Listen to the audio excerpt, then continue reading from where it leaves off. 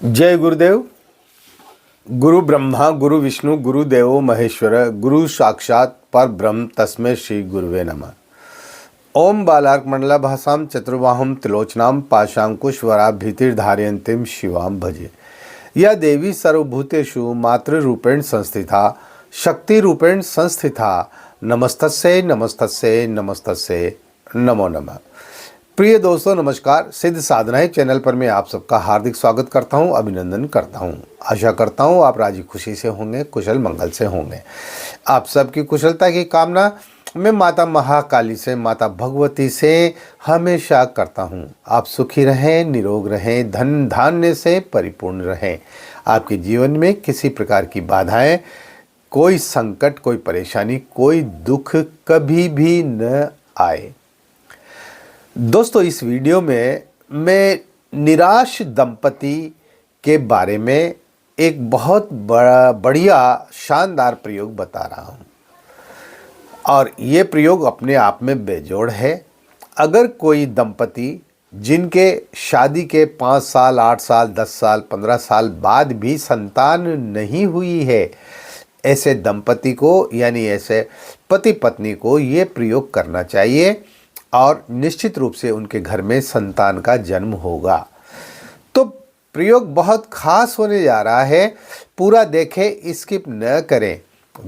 Channel पर नए हो तो चैनल को सब्सक्राइब करें, लाइक करें, अपने दोस्तों में ज़्यादा से ज़्यादा शेयर करें ताकि हर व्यक्ति हमारे वीडियोस का, इन प्रयोगों का लाभ उठा सके।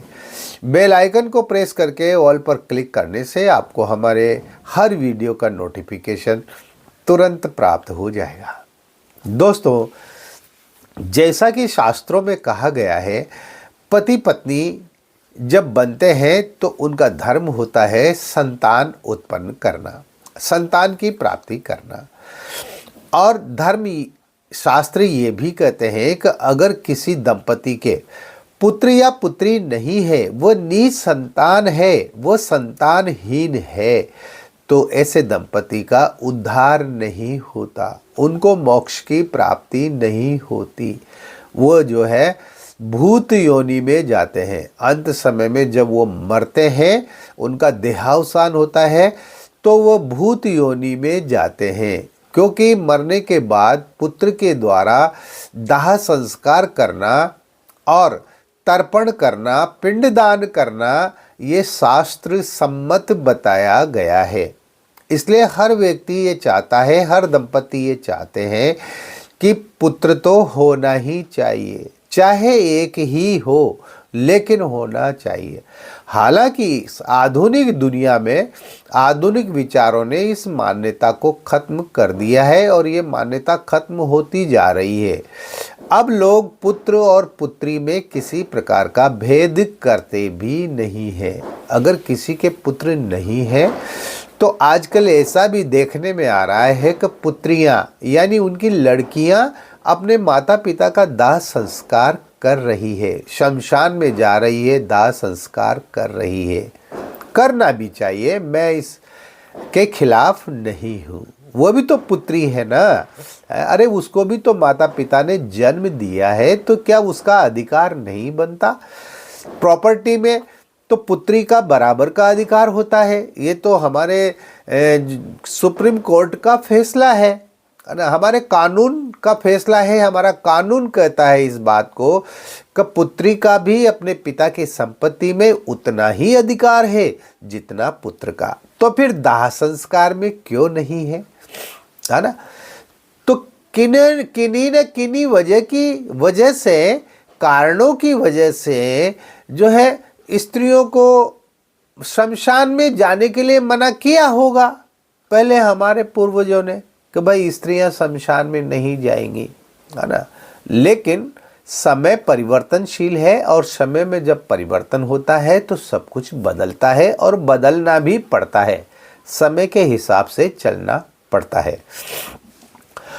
तो वो दंपति वो निराश हो जाते हैं जिनके कोई संतान नहीं होती। अरे चाहे घर में पुत्र हो या पुत्री हो, जब घर आंगन बच्चों की किलकारियों से गूंजने लगता है और उनकी तोतली भाषा के शब्द जब हमारे कानों में पड़ते हैं ना, तो हमें अजीब ही खुशी होती है, अनुपम खुशी होती है, और उस खुशी का कोई वर्णन कर भी नहीं सकता, है ना। तो पुत्र या पुत्री तो होना जरूरी है, लेकिन बहुत सी बार कैसा होता है, बहुत सारे दंपति ऐसे होते हैं जिनके हर प्रकार के उपाय करने के बावजूद भी संतान नहीं होती, न पुत्र होता है न पुत्री होती है।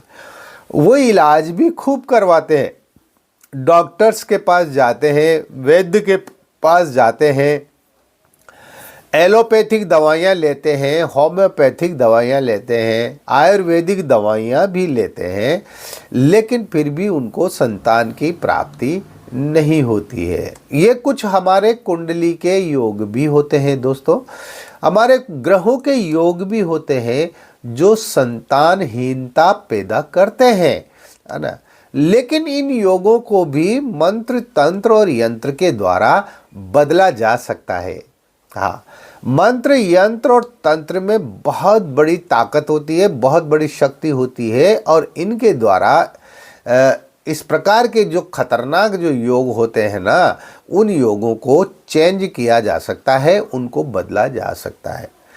तो इस वीडियो में मैं जो आपको बता रहा हूँ, तो वह दंपति जिनके न तो कोई पुत्र है न कोई पुत्री है, वह संतानहीन है और रात दिन चिंता में लगे रहते हैं कि उनके घर में कब पुत्र का जन्म होगा या कब पुत्री का जन्म होगा। और स्त्री भी संपूर्ण तभी कहलाती है जब वह बच्चे को जन्म देती है, अपनी कोख में 9 महीने तक पालती है, प्रसव पीड़ा सहती है, और जब वो बच्चे को जन्म देती है, चाहे वो बच्चा पुत्र हो या पुत्री हो, लड़का हो या लड़की हो, जब उसके हाथों में आता है ना, तो उसको असीम शांति मिलती है और असीम सुख की प्राप्ति होती है। हाँ, वो संपूर्णता में आ जाती है। किसी भी स्त्री की शादी के बाद जो चाह होती है, जो इच्छा होती है, वो यही होती है कि वो माँ बने। अरे कोई तो हो जो उसको माँ कहकर संबोधित करे, उसको माँ कहकर पुकारे। माँ शब्द को सुनने के लिए उसके कान तरसते रहते हैं। तो अब चिंता करने की कोई बात नहीं है। ये जो प्रयोग मैं बता रहा हूं, ये यंत्र प्रयोग है, इसमें कोई मंत्र नहीं है, न किसी प्रकार का कोई तंत्र है, सिर्फ यंत्र बनाना है आपको। तो ये एक तरह से उन दंपतियों के लिए वरदान साबित होगा, ये यंत्र जिनके कोई संतान नहीं है। आजमाया हुआ यंत्र है, किसी भी प्रकार का कोई शक आप इस पर नहीं कर सकते। तो इस यंत्र को बनाने के लिए आपको क्या करना पड़ेगा, कोई भी शुभ योग आपको देखना पड़ेगा। आप सर्वार्थ सिद्धि योग देख सकते हैं, आप अमृत सिद्धि योग ले सकते हैं, आप गुरु पुष्य नक्षत्र ले सकते हैं, आप रवि पुष्य नक्षत्र ले सकते हैं, है ना। आप होली ले सकते हैं, दीपावली ले सकते हैं, पूर्णिमा ले सकते हैं। इस प्रकार से कोई भी शुभ योग के दिन आपको ये यंत्र बनाना है। आप इसको दिन में ही बनाएं, प्रातः काल के समय, सूर्योदय के समय स्नान करके, और आप पूर्व दिशा की ओर मुंह करके बैठ जाएं। आप किसी भी प्रकार के धुले हुए वस्त्र पहन लें और सामने बाजोट लगा लें, उस बाजोट पर आप सफ़ेद वस्त्र बिछा दें। आपके पास में एक भोजपत्र होना चाहिए और चमेली की कलम होना चाहिए। गोरोचन, कपूर, कुमकुम और कस्तूरी, इन 4 वस्तुओं की स्याही होना चाहिए। यानी इन चारों वस्तुओं को आप एक कप वगैरह में किसी में भी मिला लें, गुलाब जल डाल के उनको घोल लें, तो वो स्याही बन जाएगी। ठीक है ना। अब आपको करना क्या है कि जो भोजपत्र आपके पास है, उस भोजपत्र पर आपको ये यंत्र बनाना है। जो आप स्क्रीन पर देख रहे हैं। बिल्कुल ऐसा का ऐसा ही यंत्र आपको बनाना है। इस यंत्र में जहां बीच में सेंटर में देवदत्त लिखा हुआ है ना, उसकी जगह आपको स्त्री का नाम लिखना है। जो स्त्री संतान चाहती है ना, उसका नाम लिखना है ना। देवदत्त शब्द नहीं लिखना है, स्त्री का नाम लिखना है। जिसको संतान की चाह है, इच्छा है, उसका नाम लिखना है। अब इस यंत्र की आपको सामान्य पूजा करनी है। आप इसको हल्के से पानी के छींटे मारकर स्नान कराएं, तिलक लगाएं, अक्षत चढ़ाएं, सुगंधित पुष्प चढ़ाएं और इत्र भी लगाएं। इत्र आप गुलाब का ले सकते हैं, केवड़े का ले सकते हैं, कोई भी बढ़िया इत्र आप ले सकते हैं। वो इत्र भी आप इस यंत्र पर लगाएं। घी का दीपक जलाएं, 2 सुगंधित अगरबत्ती जला दें।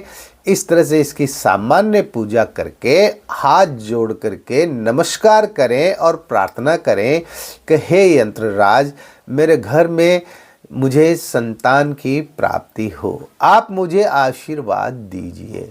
और इस प्रकार से प्रणाम करते हुए बोल करके प्रणाम करना है। उसके बाद उस भोजपत्र को मोड़ करके, सावधानी से मोड़ करके त्रिलोह के ताबीज में उसको भर लेना है। त्रिलोह का ताबीज बाजार में मिल जाता है। अगर आपके पास उपलब्ध नहीं हो तो आप मुझसे मंगवा सकते हैं।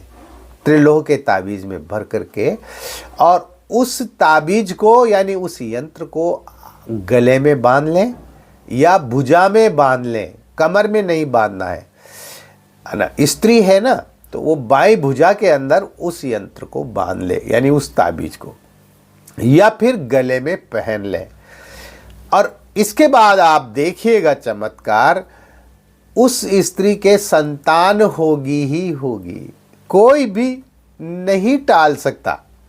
लेकिन इस कार्य में पूर्ण श्रद्धा और विश्वास होना चाहिए। मैं बार बार यही कहता हूं कि जब तक आपके अंदर पूरा समर्पण, पूरी श्रद्धा और विश्वास नहीं होगा, तब तक कोई मंत्र, यंत्र, तंत्र, सिद्धि और साधनाएं सफल होते ही नहीं है। इसलिए अपने गुरु के प्रति पूर्ण श्रद्धा बनाए रखें और जो भी प्रयोग आप करते हैं उस प्रयोग के प्रति भी आपकी पूर्ण श्रद्धा होना चाहिए।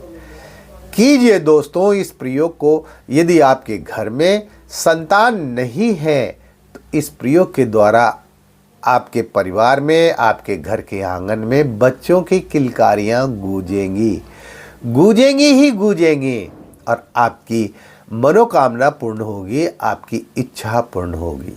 इस वीडियो में इतना ही। मिलते हैं अगले वीडियो में नई जानकारी के साथ, नए प्रयोगों के साथ। तब तक बने रहिए सिद्ध साधनाएं चैनल पर, जो आपका अपना है। किसी भी प्रकार की कोई बात है, कुछ कहना है, तो स्क्रीन पर जो व्हाट्सएप नंबर चल रहे हैं इन पर आप मैसेज कर सकते हैं, इन पर आप कॉल भी कर सकते हैं। आप खुश रहें, प्रसन्न रहें, हंसते रहें, मुस्कुराते रहें। जय गुरुदेव।